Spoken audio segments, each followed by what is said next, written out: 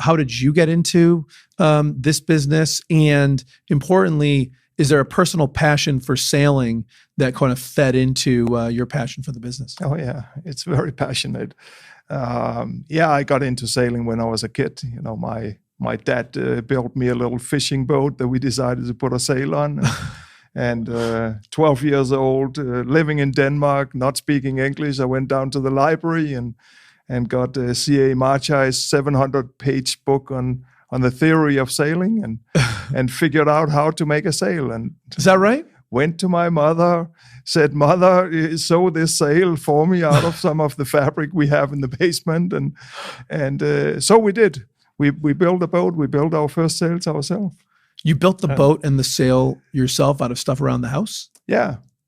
No kidding. What was well, I assume it's not the high performance cloth that you guys make. It was not. What was it made out of? It was made out of nylon. You know, you would normally make a wind jacket out of in Denmark. You know, pretty thick stuff, but it was pretty terrible.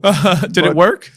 It absolutely worked, but for a year or two, and then I said to Dad, we're gonna make some improvements here. So we stepped it up and bought a boat, and with proper sails on it, and started to race that.